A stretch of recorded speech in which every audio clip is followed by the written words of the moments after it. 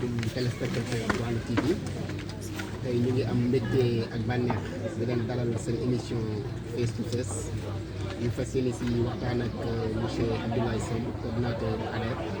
incha allah donc di émission boo xam ne am chaque 15 jours donc monsieur Samb asalaamaaleykum. maaleykum salaam monsieur maa ngi lay nuyu di la remercier si dalal bi nga dalal fii tey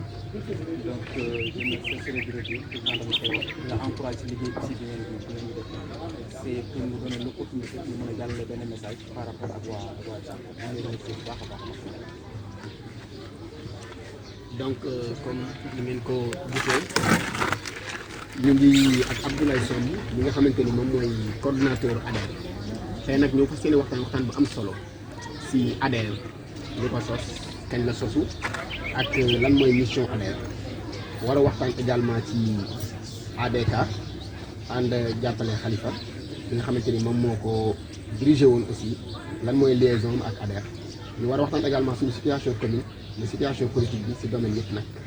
donc monsieur Samb dañuy commencer si ADER d'abord donc ADER mooy lan ak kañ ñu créé ADER. D'accord, merci Ousseynou. Donc question bu am njëriñ la ma laaj. ADER c'est ànd defar Richard Toll. ànd defar Richard Toll c'est un cadre de concertation, d'échange, de partage, de réflexion. Muy juddu c'est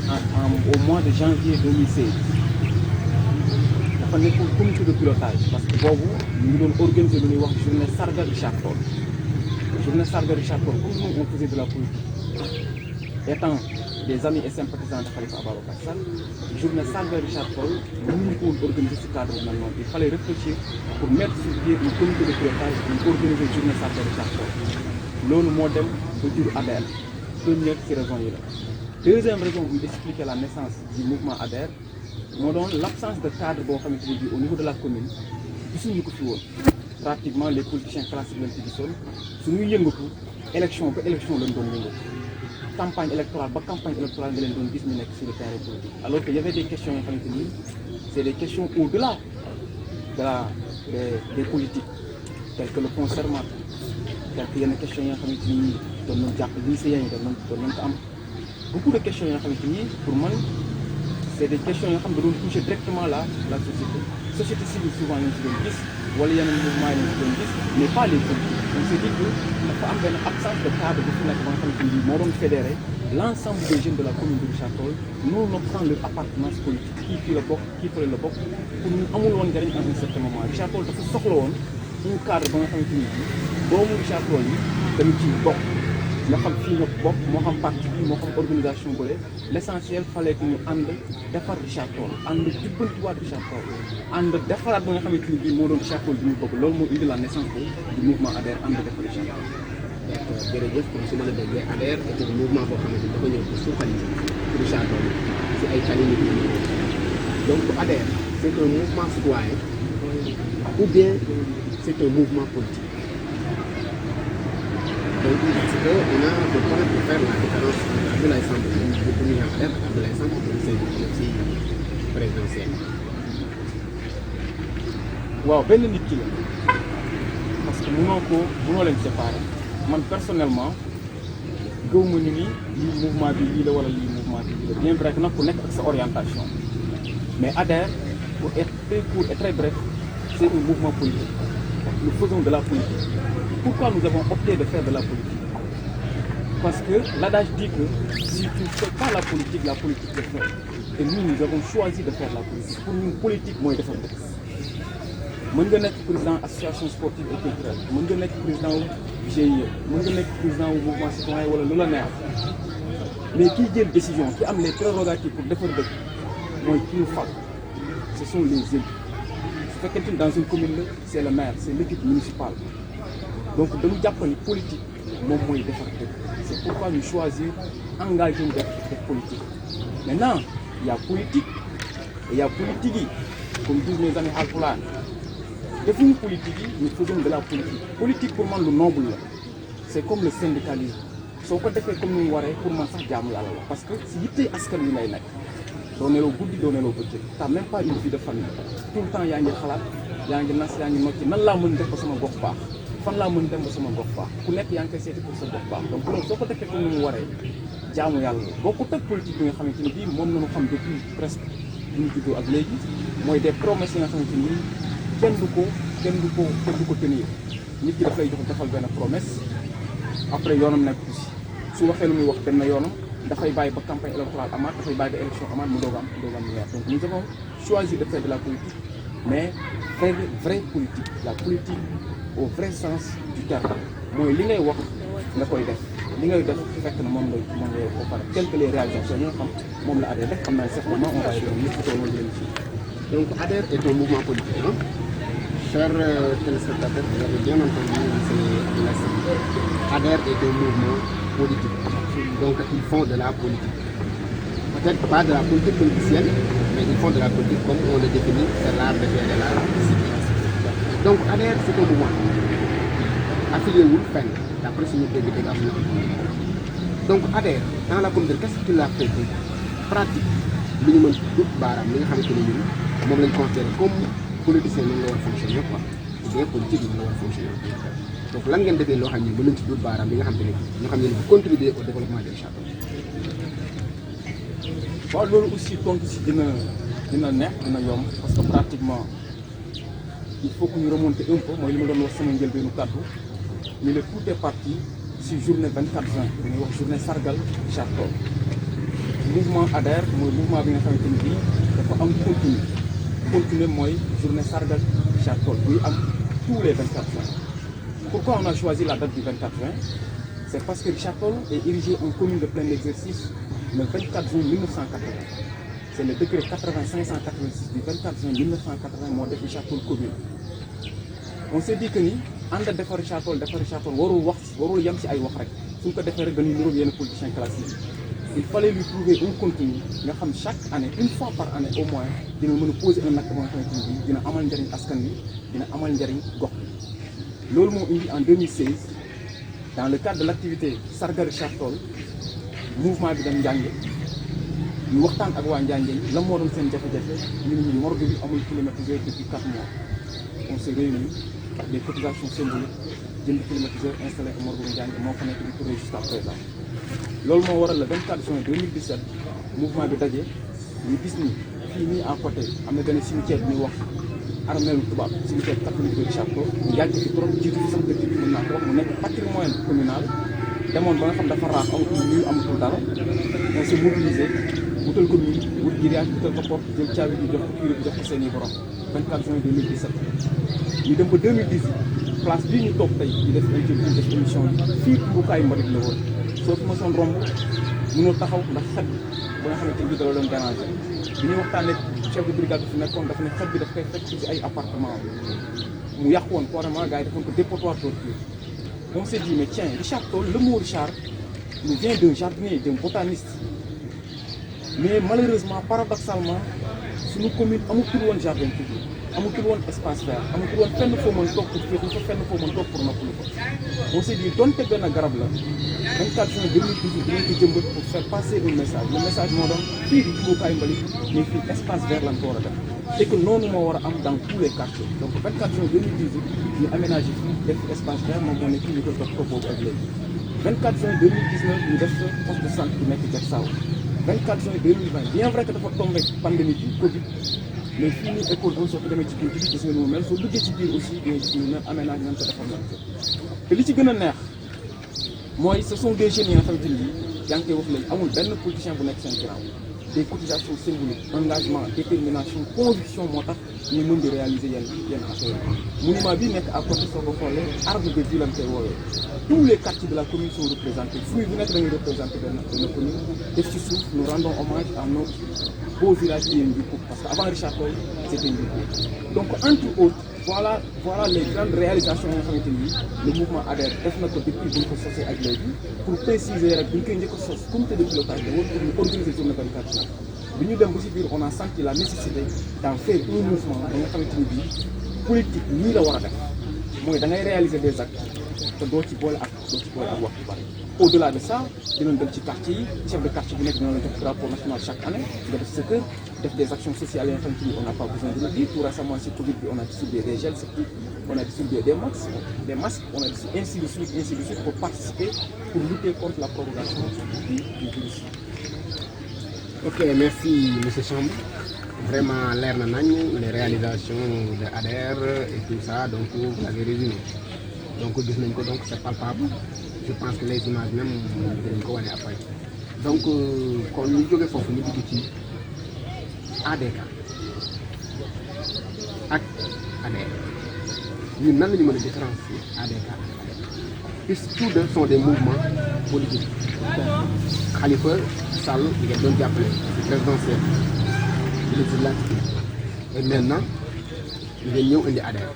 Est-ce que ADER du benn démembrement wu ADK? Non, on ne peut pas le dire, pas exactement. ADK, c'est And Doolel Khalifa Sall. C'est un mouvement de soutien à un homme politique. ADER, c'est And Defar Richard Toll. Richard Toll, de la commune de Richard Toll. ADK, ce sont les amis et sympathisants de Khalifa Ababacar Sall. Il faut que nous ayons un Khalifa Sall pour intégrer ADER. Alors que pour nous intégrer ADK. Alors que ADER, il faut que notre dénominateur commun, c'est la commune de Richard Toll. Bokkul fii bokkul fële nekkal mag nekkal ndaw donc Richard Toll ñor na la ADER loolu moo ko tax a pour defar Richard Toll. Choisir wu nag def ko mouvement citoyen dañu choisir def ko mu nekk un mouvement politique parce que politique moom mooy defar ko. Par contre pour ce qui est de ADK, je dirais que ADK c'est plus au niveau national parce que amis et sympathisants de Khalifa Ababacar Sall am nañu ci moom cofeel am nañu ci moom yaakaar. Yaa ngi doon wax da ngeen nekkoon ci ADK. Je vous rappelle que nous sommes toujours des amis et sympathisants de Khalifa Ababacar Sall. Tey si tey su élection présidentielle amoon Khalifa Sall sampoon dëndam, moi je vais voter Khalifa Sall et je vais appeler les gens à voter Khalifa Sall et je vais donner mes raisons. Par contre pour ce qui est des élections locales yoonu Khalifa Sall nekk ci. Richard Toll, c'est pas à Khalifa Sall de nous choisir un candidat. C'est pas à Idriss Seck de nous choisir un candidat. C'est pas à Karim ni à Sonko de nous choisir un candidat, encore moins Macky Sall. Il appartient aux jeunes de Richard Toll ñoom ñooy xool kan moo leen doy kan lañu bëgg kan lañu yaakaar ni moo leen yore seen commune ñoom ñu dégg ko bokkal fii bokkal fële. Ce n'est pas notre souci. Notre souci c'est le développement de la commune. Donc loolu mooy la différence qui existe entre ADER qui est juste un mouvement local, commune de Richard Toll, alors que ADK c'est un mouvement national qui soutient un leader politique. Donc merci monsieur Samb, je crois leer na nañ. Maintenant nag dañuy dugg fi nga xamante ni ça concerne tout le monde. La commune de Richard Toll et la politique qui est menée dans cette commune par notre maire. Maintenant Richard Toll gis nga situation bi ñu toll Ndiaw Ndiaye Diamaguène Khouma partout foo dem ndox ma la. C'est dû aux habitations ou bien c'est dû à une mauvaise gestion de la sécurité? C'est lié, hein? Les deux sont liés. Parce que qui am prérogative pour ne daggal fii kër daggal fële kër mooy kuréel gi moom moo koy gérer moom moo am war a mën a assainir su ko defee bu baax donc effectivement su taw amee dañuy am inondation. Xëy na peut-être cette année c'est un peu particulier parce que quoi qu'on dise ndox bu wàcc rek it ñu wàcc tamit quoi qu'on dise mais c'est pas une excuse. Même si c'est vrai ce n'est pas une excuse parce que am na nu ñu mën defee assainissement bu baax quantité d'eau bu mën a wàcc ci Richard Toll au bout de 30 1 heure de temps soo génnee war nga mën dem jox mais presque dans tous les quartiers de la commune de Richard Toll fépp foo dem les gens patrouillent nit ñi ñu lan moo ko waral une mauvaise gestion de la sécurité. Lan moo ko waral c'est parce que on a élu quelqu'un ki nga xam yoonam nekkul ci Richard Toll en l'occurrence Mame Diop un maire par procuration. C'est comme si dafa naan sama yoon nekku ci. C'est comme si maire Richard Toll la mais man dugub nekkuma fi pour seen ay yitte dama fi nekk pour yittey Mansour Faye dama fi nekk pour yittey Macky Sall alors il n'a pas été élu pour ça. Voilà là damay taxaw tuuti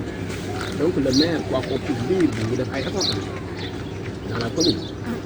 gis nañ ko ci pandémie bi mu amee ñu ne personne keroog inondation yi gis naa vidéo yi si net bi partout il a été filmé à Ndiaw vers 23 heures. Il accompagne les populations, c'est un naqar si yenn affaire yi. Donc je pense que c'est un maire qui est présent, qui est près de sa population aussi. Mais vous les opposants là, à chaque fois da ngeen di sànni xeer est-ce que da ngeen di sànni xeer pour mën a jël place am wala tout à ngeen di lorñe wala côté mais on pense que le maire au moins mën nañ ko seedal ni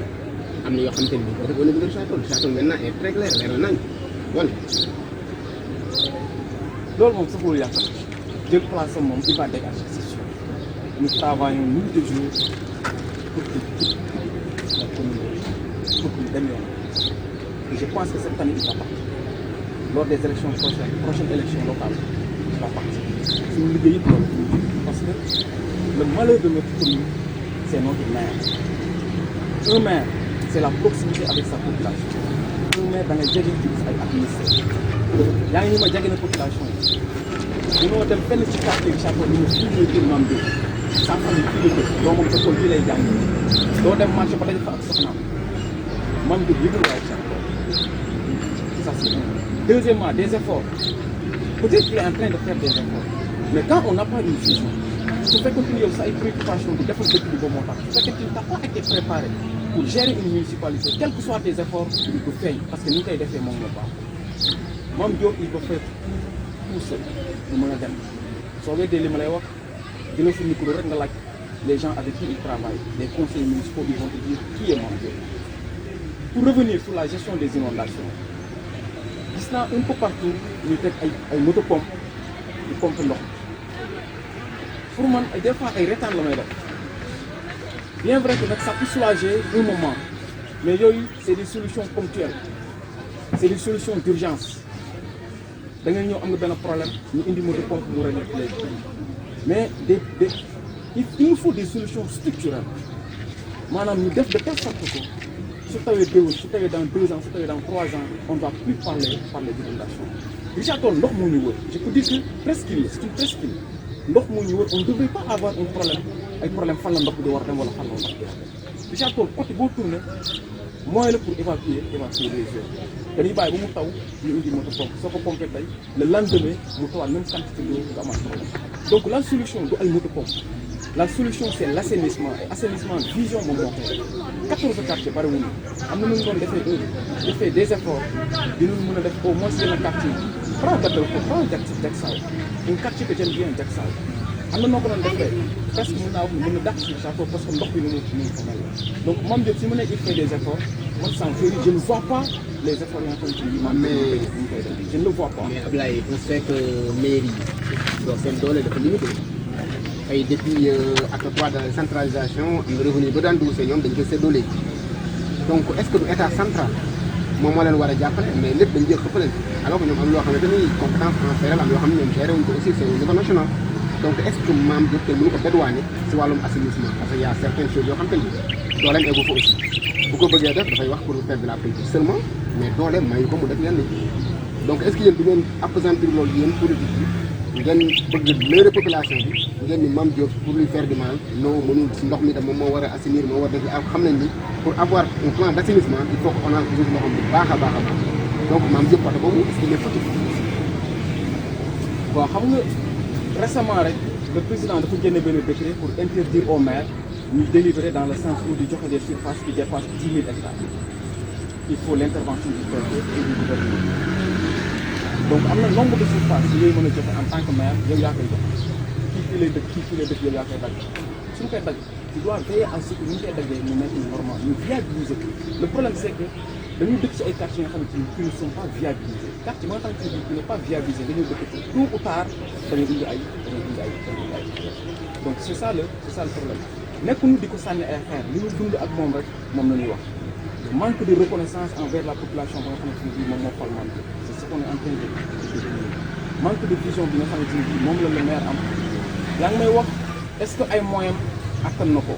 soo demee au niveau des villes les qu'on appelle les mairies de ville yoo nga xam effectivement avec l'acte 3 de la décentralisation seen i réception yi séddoo avec les autres producteurs ce n'est pas le cas à Richard-Toll ren soo liree le budget de cette année 2020 c'est 2 milliards 284 millions 544 millions 2 milliards 284 millions 544 millions xam nga le cabinet du maire ñaata la ci am 294 millions rien que le cabinet du maire 294 millions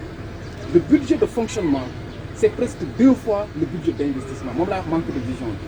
bi mënoon da nga bëgg a développer une commune ce budget de fonctionnement ëpp ce budget d'investissement ça devait être l'inverse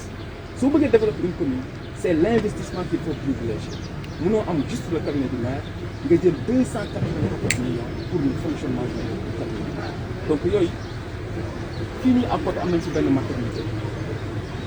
bi ma liiree budget dañ ni y a 39 millions pour la réfection de la maternité 39 millions soo demee croix bi dina gis ñu nag j'en suis sûr que def nañ fi 10 millions les gens disent que 39 millions notre commune n'a pas de moyens n'a pas des problèmes de moyens parce que yàlla def na voilà on a des structures yoo xam ne ñoo fi nekk de telle sorte que budget bi mënuñu ko envisager 2 milliards 2 milliards 100 2 milliards 200 comme c'est problème bi problème de vision la problème de gestion la parce que fekk on a une gestion planique bu noo defar te loolu moom moo fi am donc pour loolu daa xam nga ni transition sax dans quelques mois au mois de mars je crois bien ñu ngi jëm ci ay élections ñëpp ñu ngi déglu Abdoulaye Sy quelle est la position d'ADER aux prochaines élections locales? On va y participer. Mais sous quel format, nous sommes en train de travailler là-dessus. Le moment venu, je n'importe quelle population libre. Nous sommes en train de travailler dessus. Mais ce qui est sûr, ce que je peux dire, c'est qu'on va y participer. Nous allons participer activement aux élections locales parce qu'on a là. Si nous mettre quelqu'un à la tête de cette municipalité de Saint-Louis, mon yitteem réflexe mooy defar Richard-Toll. Richard-Toll mérité na ñu assigné ko comme par rapport ak inondation Richard-Toll mérité na mu am benn bibliothèque municipale bu baax Richard-Toll mérité na même mu am benn musée Richard-Toll mérité na mu am même pour les sportifs salle de musculation. La dernière fois je suis parti rendre visite les basketteurs yi nekk fii ci ndox soo ko demee sa yaram da ngay xaw rus quoi ci kaw tali bi la ñuy defee seen ay activités sportives. Bon, je profite de cette occasion pour lancer un appel pour ñu xool les bonnes volontés, comment faire pour qu'on réfléchisse afin de venir en aide par rapport à ces jeunes sportifs yoo xam bëgg nañ def basket te amuñu fu ñu ko defee amuñu terrain amuñu dara bëgg nañ def basket alors que seen droit la ñu subventionner les ASC associations sportives et culturelles dañ leen ko war a subventionner même ñi dawal ñu fas sax dañ leen di subventionner au niveau de la ville te man fii gis ma ci équipe man moom jaaxal mais tout le temps sur les budget day gis ñu répartir benn côté boo xam pour voilà pour si équipe la koy tuddee quoi en tout cas war nañu mën a xoolaat naka la ñu mën def ko donc pour revenir à ta question élection municipale yi di ñëw suñu si yàlla eggalee dinañ ci participer sous quel format loolu la nekk en train de waxtaan parce que nous ne sommes pas obnubilés par une candidature nous ne sommes pas obsédés par une candidature notre souci premier c'est le développement de la commune su fekkente ni war nañu mën a ànd fekk fële benn paa mu toog wala fële benn maire mu toog mu leer na ni kii moo gën si Richard-Toll moo ëppal leen Richard-Toll nous allons tout faire pour en faire le prochain maire de la commune de Richard-Toll. Donc mais yéen da ngeen ñëw da ngeen ci participer mais vous ne savez pas dans quelle forme léegi xam nga ne ban formalité en ce moment là le camp présidentiel la ou bien le camp du maire ñoom pare nañu parce que xam nañ seen candidat xam nañ na leen demee si élection yi quels moyens ils vont fournir pour les élections yéen ngeen nekk si étude ba léegi mënagu leen xam yéen kan ngeen di yóbbu est-ce que yéen di ngeen pare avant boobu est-ce que ni ngeen waxee seen mbir mooy jëlee fii maire est-ce que dina yomb parce que le maire est bien assis le maire est bien assis toog na il est bien structuré il est bien entouré léegi yéen ngeen doon si étude ba léegi donc est-ce que tardé wu ngeen tuuti. non tardé wuñu parce que quand même li ma gëm mooy élection yi dina am mars 2024 man loolu laa gëm am na ay ñuy wax ni xëy na dama koy reporté waat man gëmuma ko parce que c'est la stratégie de Macky Sall moom stratégie tàmbali lay def da lay bett man tout le temps day bett adversaire donc ñu ngi préparé wu pour que mars 2021 ñu dem élection locale pour jëlee ci Amadou Mame Diop maintenant suñu nee la on est en train de travailler là-dessus mooy tey si tey soo ma laajee ni ma ADER est-ce que dafay am candidat mënu ma la ko confirmer mënu ma la ko infirmer parce que c'est après réflexion la ñu mën a jël engagement wu effectivement dañuy def nangam wala duñu def xam nga ni élection léegi coalition moo koy gañ élection bu mu ndaw bu mu mën a doon coalition moo koy gañ donc nous sommes en train de discuter avec des acteurs comme ñun des gens qui font de la politique ñu am si ñoom yaakaar ñu mu amee cofeel bëggee ko Richard-Toll ñoom it noonu la ñu amee cofeel bëggee ko Richard-Toll donc war nañu mën retrouver wu pour def benn coalition bu mag pour mën a dem jëlee ci fi nekk parce que c'est des élections assez particulières lu tax ma wax ko parce que c'est des élections de liste élection de liste plus liste yi bare plus Mame Diop mooy am doole plus liste yi ndaw plus opposition bi moom mooy am doole loolu su ko acteur politique xamulee dafay nekk un piège chaque élection dafa am ni ñu ko war a ni ñu si war a demee élection présidentielle il faut avoir beaucoup de candidats pour jëlee ci fi nekk mais pour des élections législatives pour des élections municipales pour des élections départementales il faut coalition bu mag 2 ou 3 coalitions bu mu bare mais coalition large coalition nous sommes en train de travailler là-dessus maintenant bu ñu fa dem pour dire que par force Adhère moom moo nekk candidat coalition bi quoi qu'il en arrive Adhère moom moo nekk coalition candidat mais ce qui est sûr c'est que nous ne voulons pas d'un maire ministre, nous ne voulons pas d'un maire directeur de société nationale, nous ne voulons pas d'un maire député même, c'est à voir. Pourquoi moi quand tu as un ministre qui est maire de la commune de Richard-Toll, il n'aura pas ton temps. Du am sa jot parce que portefeuille ministériel doy na ko mbubb doy na ko tubay du am sa jot doo ko gis te wax naa la ko léegi-léegi ne la un maire c'est la proximité avec sa population. Du lundi au dimanche dafa war nekk avec ses administrés. soo toogee ba 4 heures du matin sa soxna di matu nga fëgg buntu kër maire ni ko sama soxna dafay mot dama bëgg oto bu ko yóbbu distribuer oto bu yóbbu dispensaire mu jox la oto bu yóbbu nga dellusiwaat mais mënoo nga am problème maire bi war si jàpp nga laajte fan la maire bi dëkk ani maire bi nga war a faire signer benn document ba nga xamante ni c'est assez important nga dem mairie ñu naan la il faut nga xaar maire bi mu ngi fii maire bi ñëwagul yóbbatu nañ ko Dakar loolu nous bëggoon jógee à Richard-Toll. Nous sommes en train de travailler, nous allons participer sur les élections locales. Le format, vous le saurez bientôt. D'accord, Waalo TV dina topp information bi mais nag li duuf si nag bi yëpp xajul si kii bi donc monsieur Samb dañ lay parce que egg nañ si émission bi on avait que 25 minutes egg nañ si jeexale ko émission bi ñu bàyyi la nga tàggatoo ak seen militant mais jox leen rendez-vous ni ban activité ngeen di xaar beneen yoon wala lan nga leen di woo donc tàggatoo ak moom neex na trop nag mais nag lii lépp mënuñu ko wax. waaw gàtt na neex na mais comme on dit lu neex du doy. c'est vrai bon fu may terminer rek mooy remercier la yow d'abord je te remercie beaucoup parce que liggéey bi ngay def gis nañ ko xam nañ ko alors di la encourager pour nga continuer comme ça di la encourager nga nekk continuer ci yoon boobu donc lu baax la c'est une façon aussi de participer su ñuy développer suñu bopp parce que nit ki mu mën def pour participer su ñuy développer boppam bare na. Ce n'est pas que dem élection rek moom mooy participer ci ñu développer comme élection bare en parlant d'élection je profite d'ailleurs de cette occasion pour dire que yaa ngi ni ma Mame Diop pare na ak équipe am pare nañu mais maa ngi attirer seen attention pour qu'il fasse doucement pour qu'il fasse attention sur excusez-moi la répétition parce que seen i mandat jeex na en réalité mandat conseil municipal yi jeex na depuis très longtemps aujourd'hui mënoon nañu sax wax délégation spéciale pour ñu xool nag ñu mais bon en tout cas voilà c'est juste pour leur faire un clin d'œil pour leur dire que faites attention par rapport aux actes que vous posez parce que mën na indi yeneen di terminer aussi di remercier sama mbokk yi may àndal di liggéey mes camarades mes frères je dirais même c'est des frères parce que Adhère c'est devenu une famille depuis bu ñu ko sosee ba léegi ñun ñooy ànd mu nekk des jeunes yoo xamante ni très engagés ku ci nekk lu mu mën a def soo ko woowee réunion guddi muy bëccëg ak fu mu mën a nekk moom mooy ñëwal boppam mooy passé boppam ñëw mooy passé boppam dellu les activités que nous faisons c'est de l'autofinancement c'est des cotisations symboliques ñoom ñooy jël seen xaalis ñooy cotiser ñoom ñoo ko si dem di la encourager di la conseiller dama demoon benn réunion di xanaa ñu kër ma leen remercier ànd bi ñu ko seqee woon au début sama tey kon ñëw egg si ñu ci man est-ce que newuñu seen kër maam tous les membres du mouvement Adhère ki njëkk adhéré ba si ci mujj adhéré di remercier aussi la population de Richard-Toll bàyyi ci kenn parce que amul fooy jaar te nit ñi di la encouragé ay conseils yu ñu dugal et cetera rawatina kon li nga xamante ni bii moom moo ñu gën a jëriñ di remercier aussi ñëpp ñi nga xamante ni bii les responsables de cellules nekk dans les autres quartiers comme on dit je veux pas faire affaire bëri di lim mënu ma ko def mais maa ngi remercier ñëpp di la remercier yow aussi baax a baax di wax rek ni Adhère ci appeler les jeunes ak ceux qui ñëw adhéré bu baax ci biir mouvement bi parce que li ko tax a jóg mooy defar Richard-Toll te defar Richard-Toll ñun ñëpp la war a donc maa lay remercier bu baax a baax. kon jërëjëf monsieur Abdoulaye Samb kon téléspectateur Richard-Toll téléspectateur Waalo TV donc yéen a ngi woon seen émission face to face di jàkkaarloog monsieur Abdoulaye Samb coordonnateur Adhère donc je pense que question yi précise na réponse yi aussi leer na nañ donc dinañ jox dox daje ci beneen émission dans 15 jours dans face to face Waalo TV.